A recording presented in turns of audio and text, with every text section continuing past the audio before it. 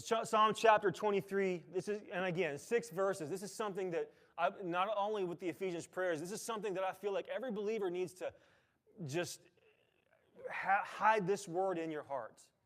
Memorize these. There's 6 verses. Psalms 91. Memorize these verses. Psalm chapter 23. The Lord is my shepherd, I shall not want. He makes me to lie down in green pastures. He leads me beside the still waters. He restores my soul. He leads me in paths of righteousness for His name's sake. Though I walk through the valley of the shadow of death, I'll fear no evil, for You are with me. Your rod and Your staff, it comforts me. You prepare a table before me in the presence of my enemies. You anoint my head with oil. My cup runs over. Surely goodness and mercy will follow me all the days of my life, and I will dwell in the house of the Lord forever. There is so much in those 6 verses that we could unpack for months. And I believe it was a year and a half or 2 years ago or something like that, not long after Pastor Dave and Miss Jennifer left, and we weren't really having Wednesdays anymore. And I'm like, no, we're having Wednesday services again. And we did a Bible study on Psalm chapter 23, and there was so much. Was anybody here for those Wednesday night services, or a few of them? Yeah. And we really just opened up Psalm 23, and there was so much. The Word is so much good and greatness that we can use and apply to our lives, but I don't think people realize how much Psalm 23 really can and will benefit you. The older I get, the more I nerd out on doing word studies, and the more I jump into Hebrew and Greek and the original language, because that's important. Because we have to understand the Word was not written for Western culture. It was written and it was translated for a Western culture, and it applies to us. Yes, it does. But when you really dive in and understand some of the true meanings, and the Word then will really come alive more than it ever has. And it's like, I never thought of it that way. And it's like the Lord says, well, I didn't write it for that way. This is what it really means. And when you find out the true meanings of things, it's like, oh. For example, in Psalm chapter 23 and verse 2, this is what we've been talking about for the last 2 weeks. He makes me to lie down in green pastures. And again, and I know I'm repeating myself, I'm just kind of, Sesame Street and Mr. Rogers were great because they would go back and repeat things. And the more there's repetition, the more it's easy to remember and understand things. So all my life I heard Psalm chapter 23 and verse 2, He makes me to lie down in green pastures. And again, I'm not going to get up here and do it. I did the first Sunday. I'm not going to do it again, where I laid down up here and I got all silly and goofy. And all my life, green pastures is like, okay, He leads me. And I just pictured myself in a pasture, just kind of enjoying the green, lush, cool grass and just rolling around. Like as a kid, I would roll down hills and things like that, enjoying. And it wasn't until recently that the word pasture, the S on the end of pasture, really kind of jumped out at me. And it says, and it's not talking about a pasture. He says, He makes me to lie down in green pastures. And I'm like, okay, what are you saying here, Lord? I never thought of it being a big deal. And then it strikes me, and I don't want to say funny, I love how God does this, because as I've been searching this out and kind of questioning this scripture, then I was led to a book by Pastor Roddy Schaefer. He's a Rhema director down in Florida. He wrote a book on green pastures. And he talks about this specific word. I'm like, God, You're so good. He knows I'm studying this out. Now He's given me material. He's given me some more resources. And so I begin to unpack this, and it's like, okay, now it's confirmation that I'm not wrong, and I'm not, getting off the road into some weird, deep teaching. I don't want to give the church anything that's false. I pray, Lord, help me to rightly divide the word, because I have a lot of responsibility by what's being said up here and done up here. Help me rightly divide that. And so I begin to study it out more, and I'm like, Lord, is it possible that when You say You make me to lie down in green pastures, that You're not referring to just one, but multiple pastures? In our churchese lingo, it's real popular to say and use the phrase, and we've said it here. I've used it in sermons before. That we're in a season. We're whatever season we're in. We're in a rebuilding season. We're in a learning season. I'm in a growing season. I'm in a restful season. Well, God is stretching me. I'm in a challenging season. And although there are seasons that change, and spring, summer, winter, fall, and I know this is going to step on some of y'all's toes that you should probably live in Death Valley than you do the Midwest because you guys love the excessive heat.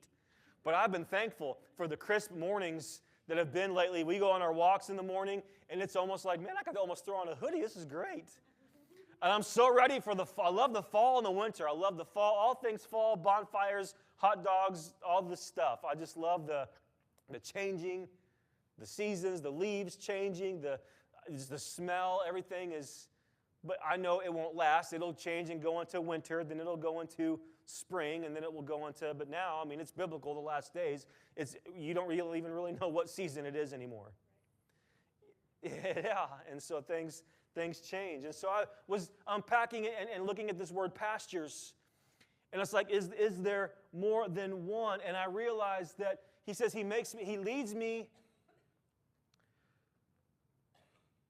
He is my shepherd. He leads me. He makes me to lie down in green pastures. He leads me beside still waters. So that also supports the fact that our Christian life is always we're going to be going somewhere. God is always about going somewhere. He's leading us. He'll never push us. See, the flesh will push you to do something. The enemy will push and drive you to do something. The Lord leads. One is forceful. The other is gentle. He leads me. And if you're smart, and you will be close to him and follow where he's taking you. Him being our shepherd, he's got a rod and a staff. It's for our comfort, our protection. No matter what comes, it's not going to say something ain't going to probably come at you. But you don't have to fear. Why? Because you're following your shepherd. He's going to protect you. He's never going to lead you down a path that's going to be destructive. Oh, there are people that go down destructive paths, and they think that they'll say that oh, God He's strengthening me. I'm becoming stronger. Well, no, you're a fool, and you veered away from your shepherd. And the reason why the path is it's not necessarily a pasture, but you're in a field of frustration because you wandered away from the shepherd. And we get ourselves in a mess. We wonder why things aren't working out, why the path seems to be slippery, rocky, whatever. Because when the Bible says that He has a sure foundation for us, that means that we're not going to slip. Our steps are ordered. Step 1, step 2, step 3. Our steps are ordered. It's a sure footing. But it becomes slippery and unstable when we veer away from our shepherd and we wander on our own way and we think and we go back and want to blame the Lord. Well, why are you taking me through this? He's like, I didn't. And maybe that's really, we use it as a salvation scripture. I think it really applies to both salvation and when he says he'll leave the 99 to go after the one. Oh, they're wandered again. I use that example about the sheep, the video I saw, this a funny video. The sheep was stuck in a trench and they got him out and it was seconds later that sheep starts bouncing over and he pops right back into it. And it's not that God is calling believers stupid. Sheep are stupid animals. They need a shepherd. They need to be told, go here, eat that, lay down. They need to be told that. So do we. Yeah. We need the shepherd. And I'm not too ashamed to admit, I'm not prideful by any means. I need church. I need the shepherd. I need the word. Yeah. Because if I try to figure out life on my own, I will screw it up every time. I've done it, and I'm tired of doing that. I need that guidance. I need the shepherd. So I think about not necessarily seasons, but pastures. He'll lead you to a pasture. He says, it makes me to lie down in green pastures, but I know that I'm not going to stay there because there's multiple. He'll lead me to another one. When we're done in this pasture, and the shepherd says, okay, get up, let's go. It's time. He'll take us to another one. What do we do while we're here? We rest and we feed. I said this last week, and I love how, I don't remember if this is out of the book or I heard this before. It says, he is our shepherd. He leads and feeds. That's his job. Our job is to follow and swallow. We follow, and we rest, and we eat the word that he has prepared for us. There are certain things I mentioned last week about when Rhema called me to be one of the directors for several pastors in our area. And I was not anticipating that. I did not want that. I was not looking for that. We were approached. Hey, and I'm like, well, that came out of nowhere. And he's like, well, your name has been on the Hagen's desk for a few weeks now. And I'm like, would you pray about it? And oh yeah, this was on like a Thursday, I think it was. And they said, we need to know by Monday if you accept or not. And it's like, Lord, I'm like, I don't have time for this. That's a response. And I wasn't even in a pastor position. I mean, we were. But I've already, my plate, I can't move the mashed potatoes over any further. I've got a lot on my plate as it is. I'd use peas as an example, but Miss Delaney hates peas. She likes lima beans and hates peas. Isn't that the same thing? She says it's not. I don't know. A lima bean is just a flat pea, in my opinion, but I don't know. It's a crunchy, flat pea. So we prayed about it, and the more we prayed about it, the more I felt led. The Lord's like, and I didn't know this then. I do now in studying this out. He's bringing this back to me. Where He's taking us next, we needed to step. He was bringing that to us. You need to do this. And I've also known that whenever the Lord leads you to something that it might look like you're not ready to handle, or you're incapable. No, if God's leading you, He has graced you and equipped you for such a time as this. And to not look at things naturally, because naturally I'm thinking, I've just stepped out of 20 some odd years of youth ministry. I've worked all these different secular jobs and all these things.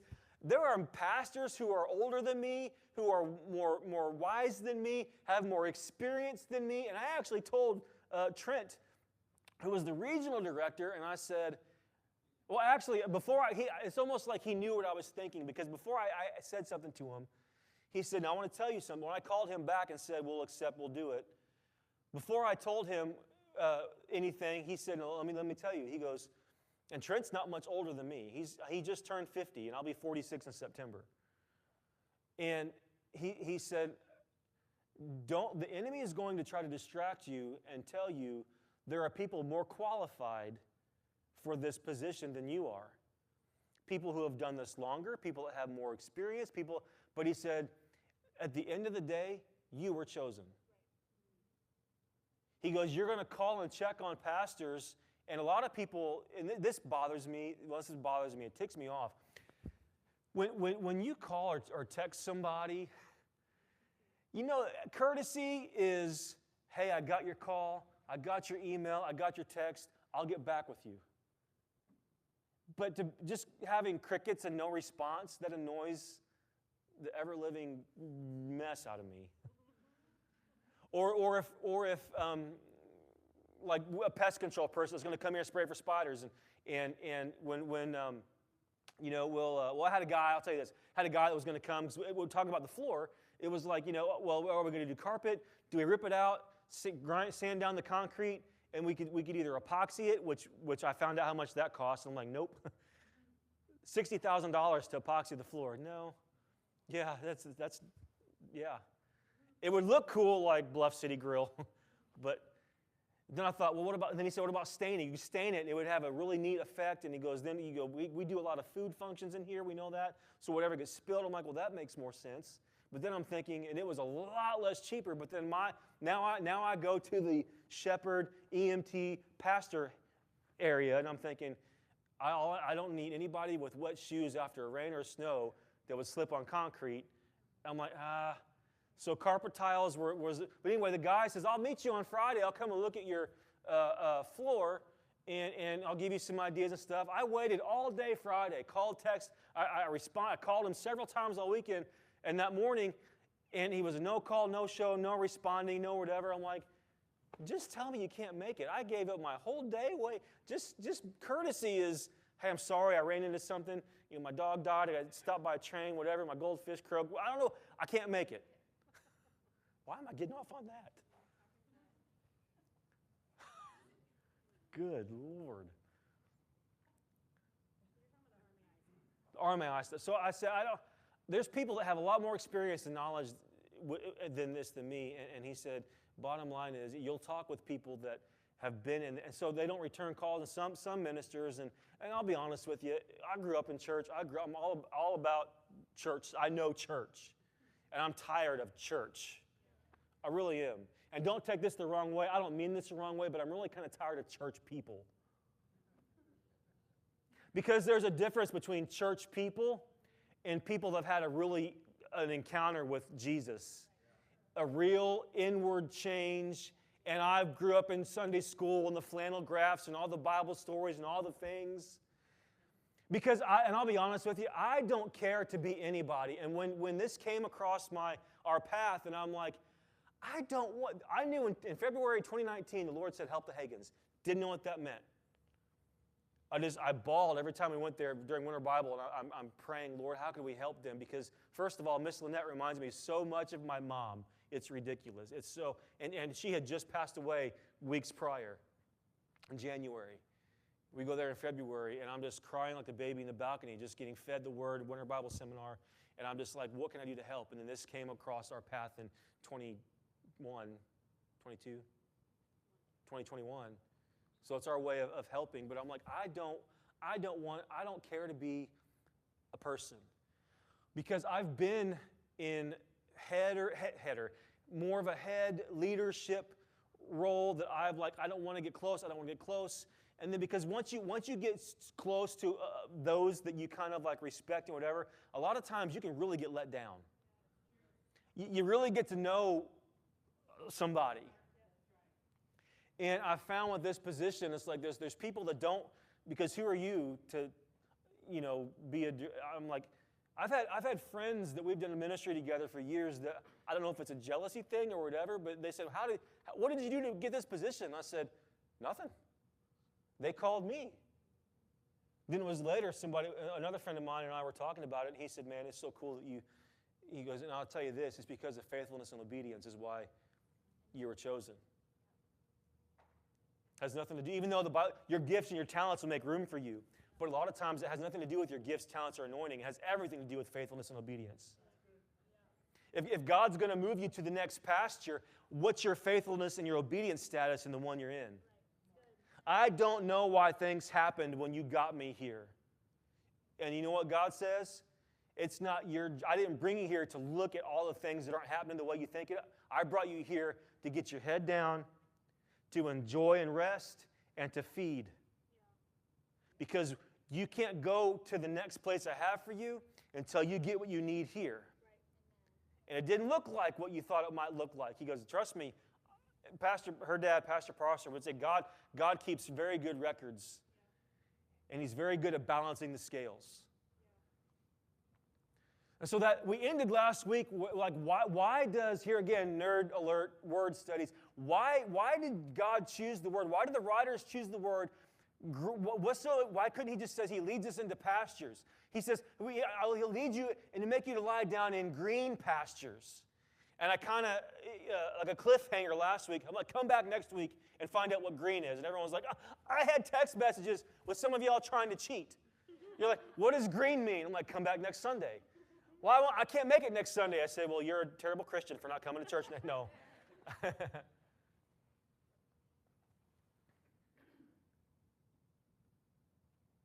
I'll say, before I go into the green pasture, I'll say this.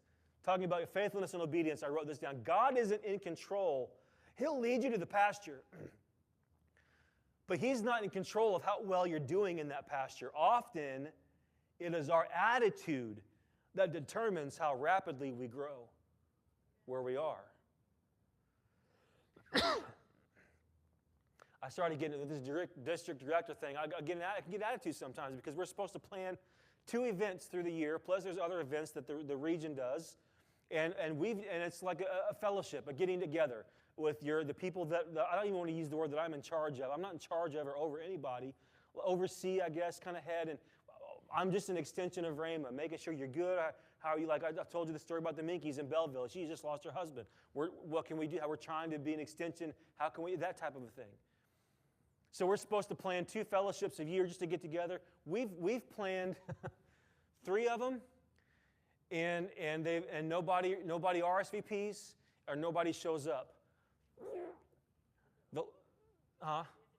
We have to travel because I'm not going to have anybody come here because most of the people are within an hour away from me, most of them.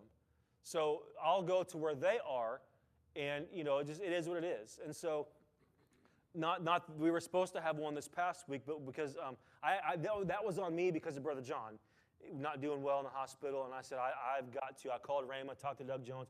I said I don't feel a peace about going to Springfield when I have a faithful church member that's in ICU. I need to be close. And he said, nope, your church comes first.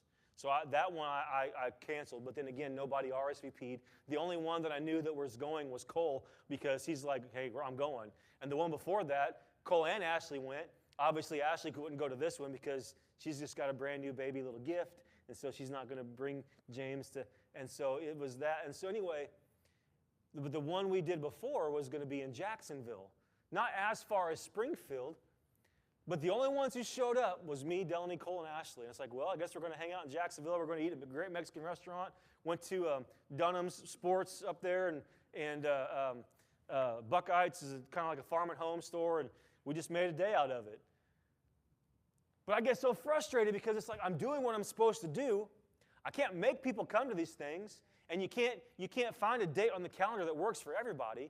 So you pick a date and hope that it would work, and I choose Saturdays. Most other ministers choose days of the week, but I am sensitive because of having to work another job full-time for 20-plus years and do ministry.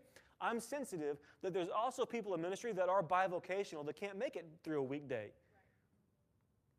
And so I'll choose a Saturday because I'm trying to be mindful. It's only like we'll do one in June. I have another one we're going to do probably in like September, October, and then I've done my quota for the year.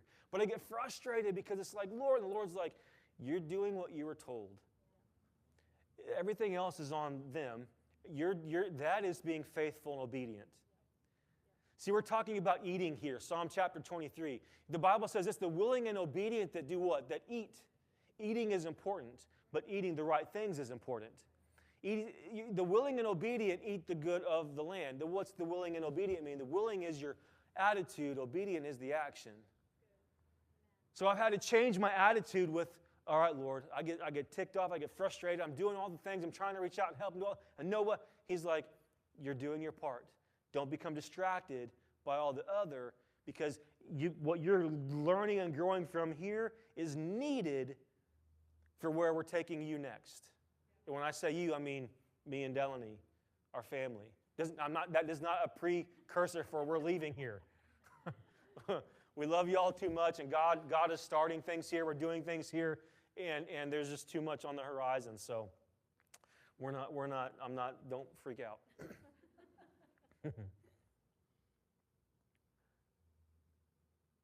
But knowledge in its proper use wins battles. So it's important to understand and get a revelation of the Word and maybe even becoming a student of the Word, doing word studies and find out why does it matter to be descriptive and use the word green? And then just last night, I'm like, he says, you make me to lie down in green pastures. Now, because the Holy Spirit's a gentleman, God is not a forcible, He will not force His will on anybody. He's not a pusher, He's a leader. I'm like, well, then why did you say you make me? If we have free will, that means that you don't make me. Like, I can make my dog, Remy, I can tell her, go to your room, or go to her room. She's got a corner in our basement with her bed. That's her room. It's like an 8-foot by 8-foot area. And even when we have a gate we pull, but even when the gate isn't pulled, she spends most of her time in her room. She can come and go as she pleases, but she always gravitates to her pillow, and that's her spot. So I'll say, Remy, go to your room. And she'll look at me, and she'll make her way downstairs, go to her room. I made her do that. But I'm like, God, you don't force people. You don't make me lie down in green. But you have free will. You give us free will. It's our choice. So before we get into what green means, I'm like, maybe it's important we figure out why would you say you make me to lie down in green pastures? Aren't you glad you're here today?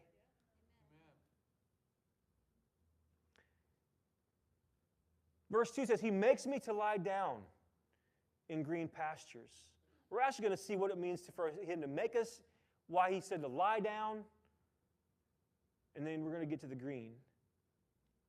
The word makes in the Hebrew, because you got to understand, this is, again, it's Hebrew, Greek. The word makes means to level or to equalize. The word makes, he makes me to lie down in green pastures. He makes, it means to adjust. It also is used as a word for profit. It's also used for the terminology or the words to counterbalance.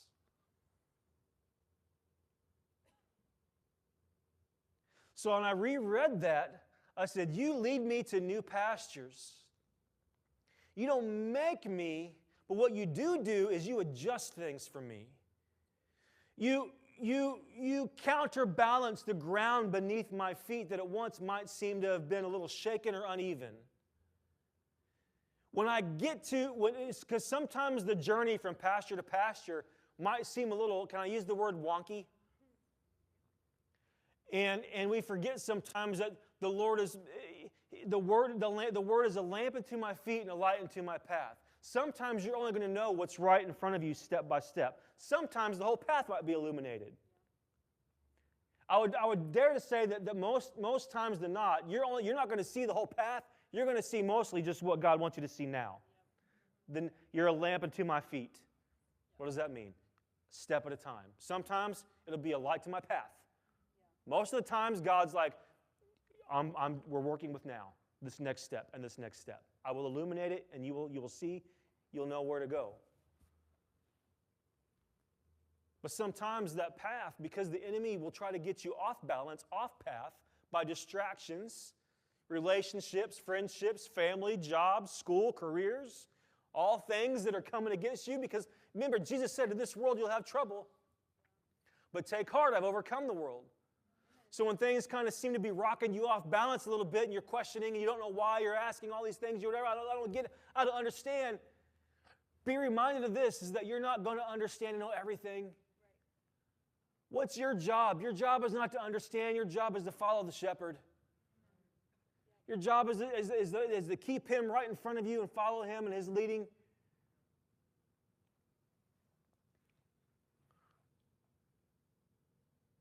He makes me. He adjusts the ground for me. He counterbalances the ground for me beneath my feet. That one time where I might have just kind of come off of a shaken path, walking to the next pasture, it's going to be level. It's going to be a level surface.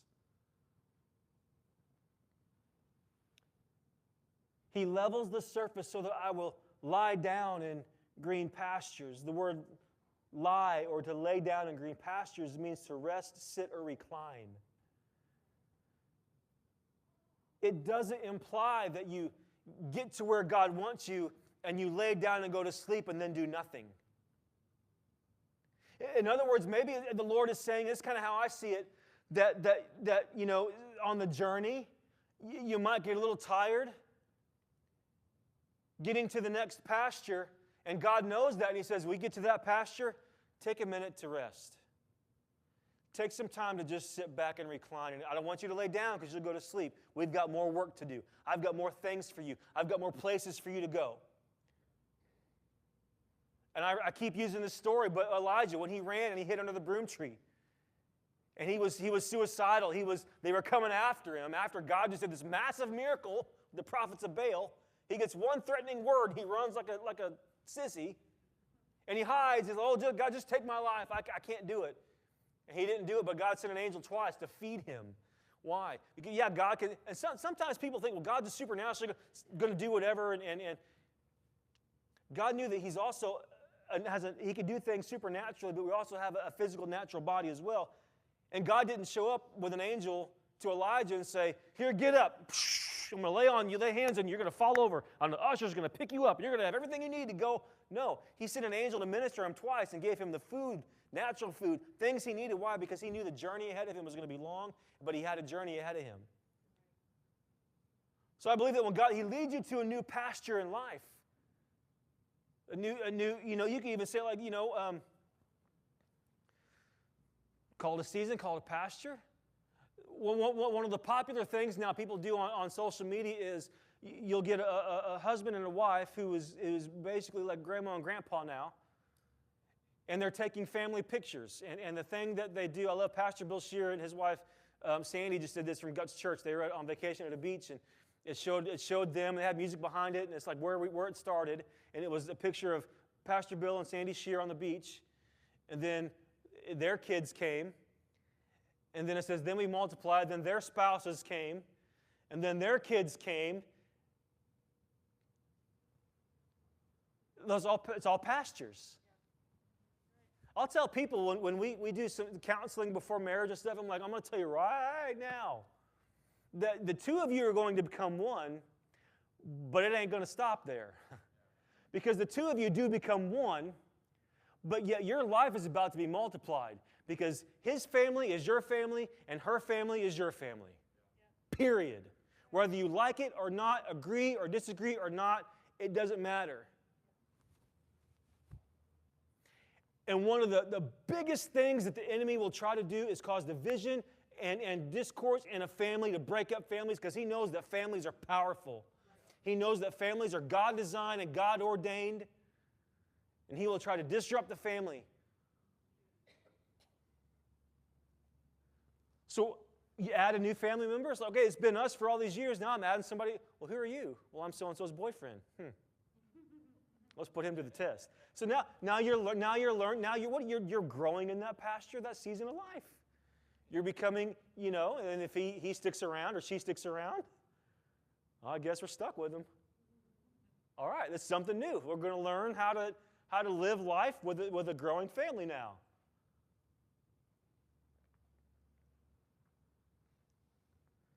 But it means to sit, to rest, or recline. Actually, the beginning of that, when you get a concordance and you study out the word lie, he makes me to lie down. The first thing that pops up is this: to crouch down on all fours as if an animal is feeding.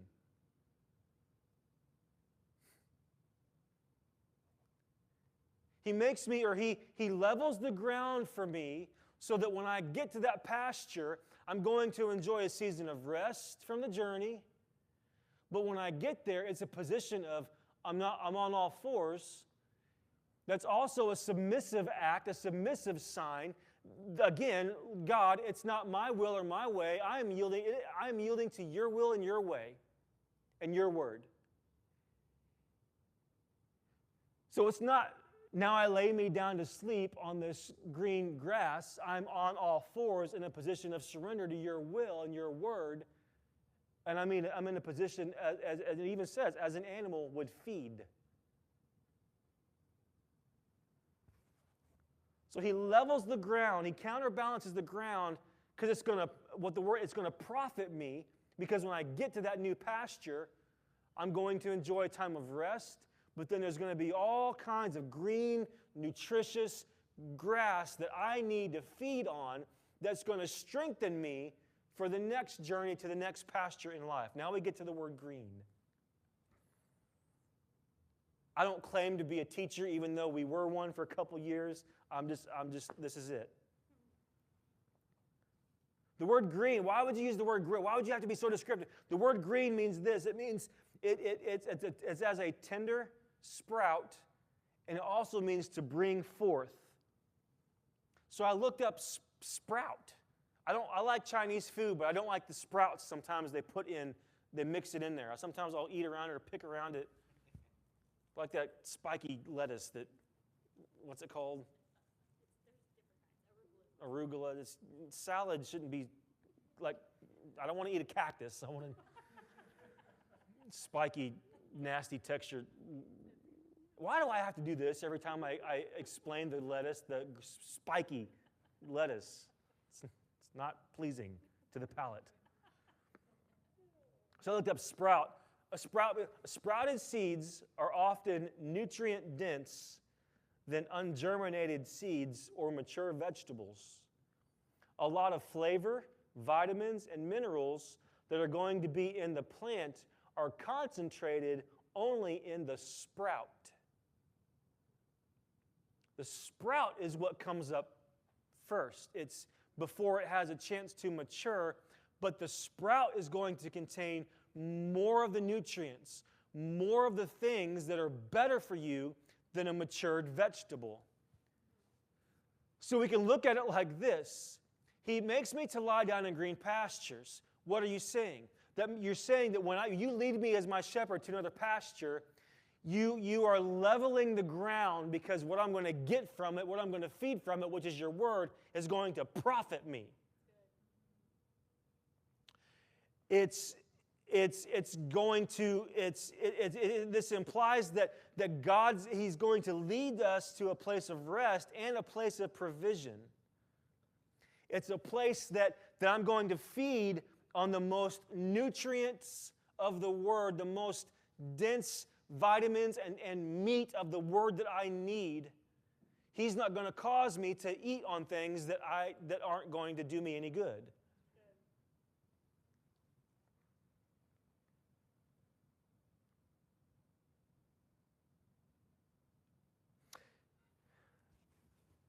Oh, man.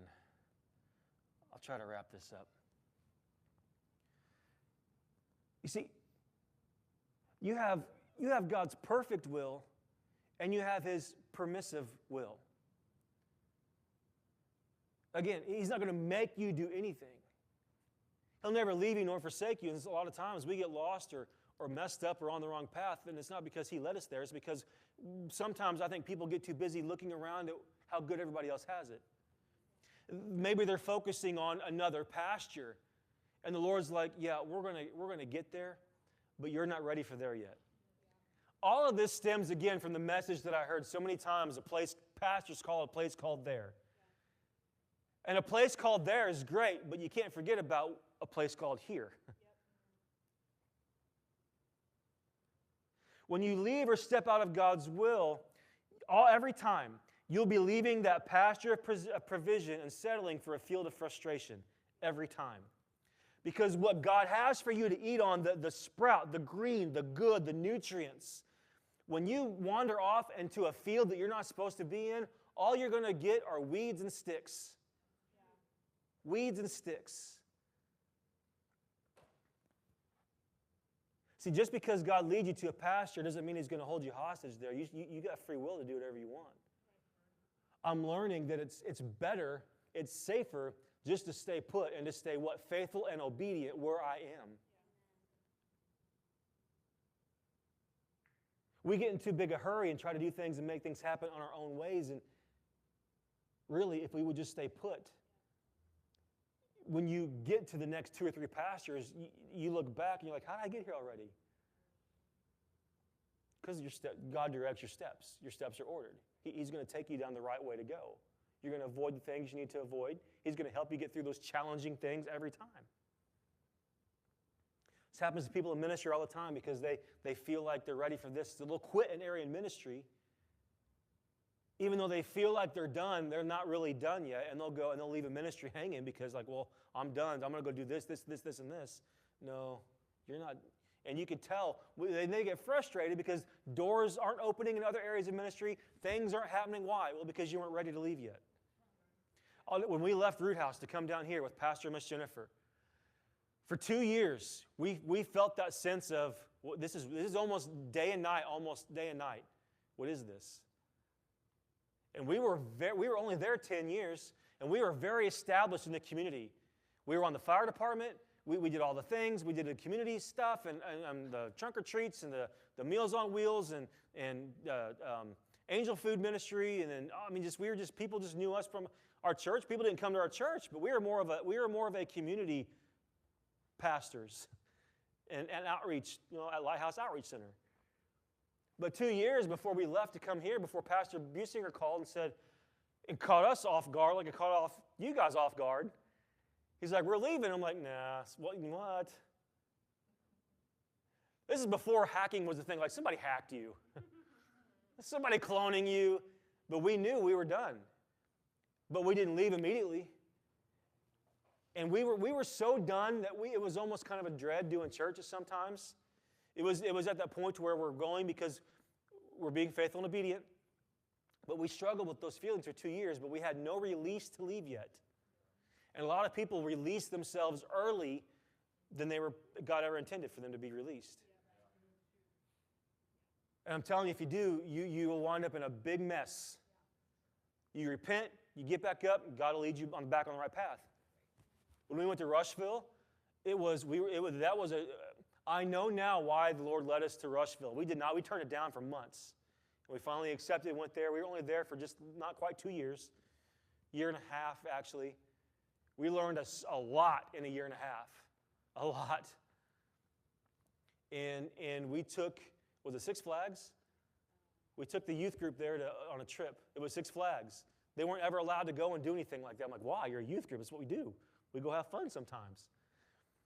So we got big, 30-some-odd students and some leaders, and they were like, we never get to do this. I'm like, well, I'm sorry, but we're going to. We're going to go to. And things, we never had any intentions on leaving. We went there knowing we were supposed to go there without having a house or anything like that. We stayed in the lodge where they host the campers and stuff. Then the pastor that was there was leaving. We didn't know that he was going to leave. I said, hey, we come to serve you. Now you're leaving? Wait a minute. Lord, this is not funny, Lord. This is a big deal ministry for this region. This is huge. I'm wrapping up. I'm not done, but I'm wrapping up. And so they had this big, beautiful house that they were going to retire there, live there, whatever. And so in that area, Miss Marianne would know, have you ever seen Pastor Gary's house? It was a big, it almost would belong in Savannah Trace or the bigger, bigger, expensive. But you're talking Rushville, and love the area, love that town. It's almost like it's Mayberry. It's like it's not even real. People are not that nice and not that friendly. Go to Rushville. It's weird. It's like, are you really real? What was the doctor that he passed away? He's been on Discovery Channel a couple times, and he passed away. He's been a doctor there forever and a day. He's 150 years old, or was. And they have a bronze statue of him in the park. And he was still being a doctor into his 80s doing house visits. Like, what kind of town is this? It's awesome. But nobody could afford, this house doesn't belong, I'm telling you, this house doesn't belong in this area. So they're leaving. They're moving, going to Arkansas, I think, and pastoring a church and running a Christian school, and they didn't see that coming. It's like, why'd you lead us here? We get there, and it's like the associate pastors were stepping up. They didn't want that house, and nobody else could afford that house, and so it's like it came to us. It's like, we don't have anywhere. Trust me, we looked. Nothing was working out. We just knew to come. And they were desperate. So we occupied that house. And it was almost like pinching yourself, like, we shouldn't be in here. But so we had a big, beautiful house right on the lake, guys. On the lake. Well, it wasn't on the lake. It was on there was an extra pond there behind our house that they would pump water from that to fill up the lake when the lake got low. But it didn't matter. It was on the water. About an acre, I think, maybe, or acre and a half size. And it was right in my backyard. Had a hot tub downstairs. We never used it, but it was outside and had the basement we turned into Packers headquarters, had all the Packer stuff down there. It was just great. Take the youth group to Six Flags. Why would we leave? God, we're learning, we're growing, things are going good. I'm not kidding you, as God is my witness. We got the teens back late, got them home safe and all the things, and locked up the church and the youth had my own youth center. Some of you all have seen it. The next morning, because part of my job was going around, and I'm closing. Part of my job was going around and making sure all the buildings were secure and there was nothing, damaged or broken, checking all the HVAC stuff and checking the grounds. And I had a golf cart, driving around the golf cart, checking all the stuff and making sure it was good.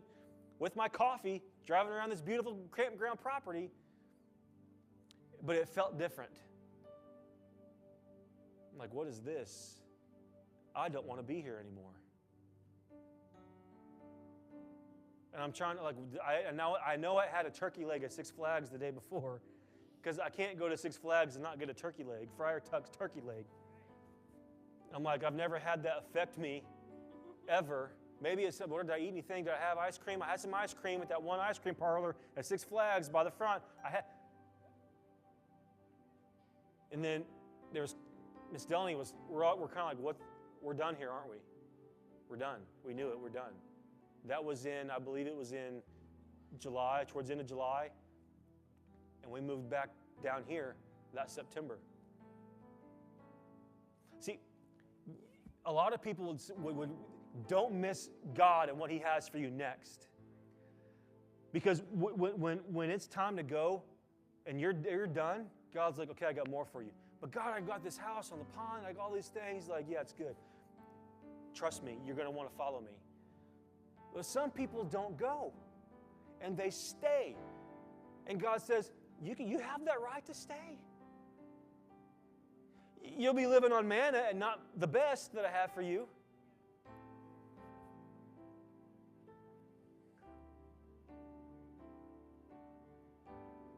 Man.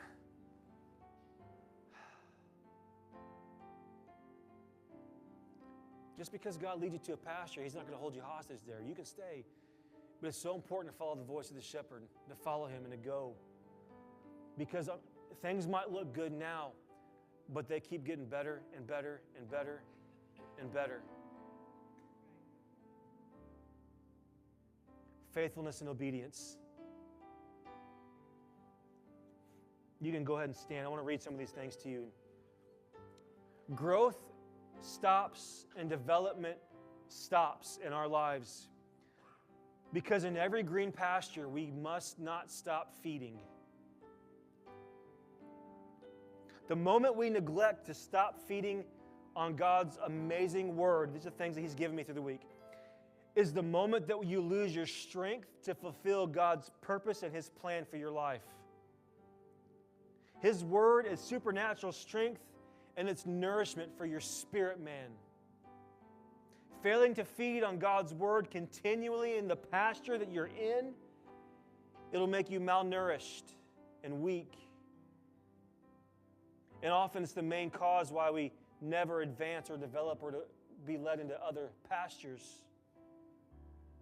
I got some of these from this book. Where God places you to feed on His word, there's always enough to keep you eating for a long time, but don't fall for the temptation that there may be something better out there somewhere else. Often it's a trap and you'll get stuck in the fence. Pastor Dave, when he had all of his goats, he had one goat. He always got his horn, which goat was that? Always got his horn stuck in the fence. Rosie? Always. And you have to, you're not trying to be mean, and sometimes it looks painful, but it's like, well, dummy, you wouldn't put your head through the fence. You try to maneuver and finagle, and you don't want to cut the fence because now you get the goat out. Now I got a fence to cut. Now you're mad at the goat. You're mad at the fence. Mad at the world. We were there a couple times. You get the goat's head out of the fence. 20 minutes later, it's like that sheep. He's stuck in a different area of the fence. Or she, or whatever. It's like, cut your horns off. What, most of the time it's because the goats would stick their heads to the fence to try to get to other grass to eat and things that are out there. See, we can't be like that as believers. I'm in this pasture and I'm going to stay in this pasture. I don't want, because if you try to get out beyond where God has you now, you're going to get stuck every time. Every time. And to get back into where you are supposed to be might not be easy. Avoid that. Like, yeah, it looks good over there. No, it's great where God has you now. Time comes for grazing elsewhere. When it comes, He'll open the gate and take you to the new pasture just for you. But don't be distracted by the curiosity of what's going on in someone else's pasture. When you go to a restaurant, how weird would it be if you walked in and didn't order, but you grabbed your fork and walked around to a table that just got up and left and started eating food from somebody else? I don't know. My family apparently knew somebody that would do that. Probably a long relative of mine, to be honest with you. But how stupid. You don't go wandering around somebody else's table and eat off of their food. I mean, I guess you could. if you're desperate.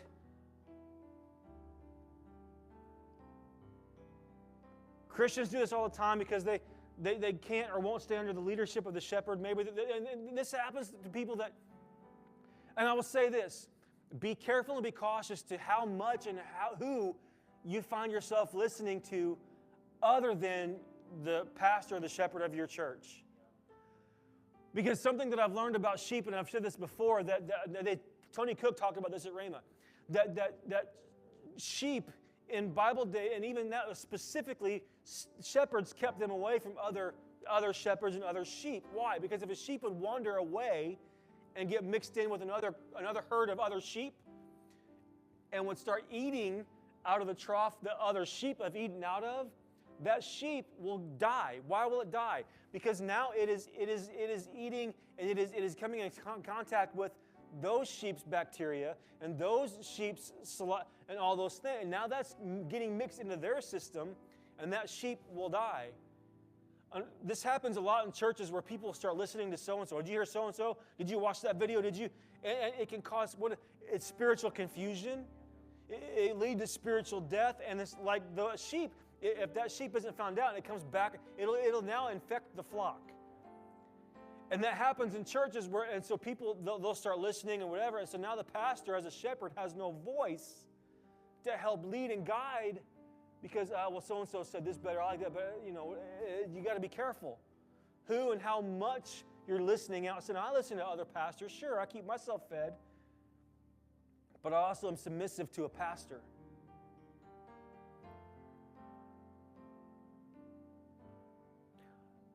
Our promotion, guys, our promotion to the next green pasture.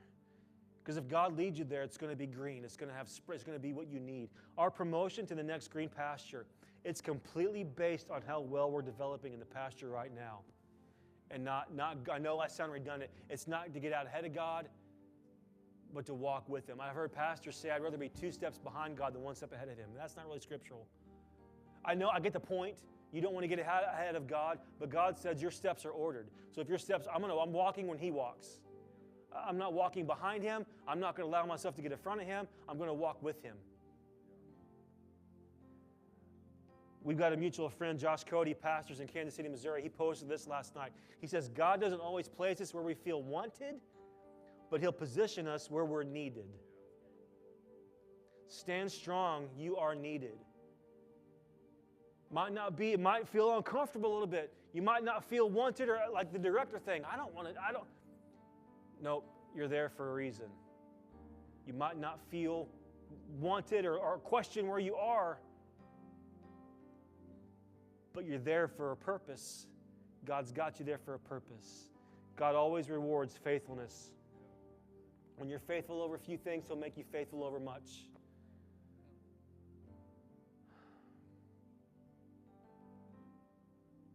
What happens next depends on what happens now.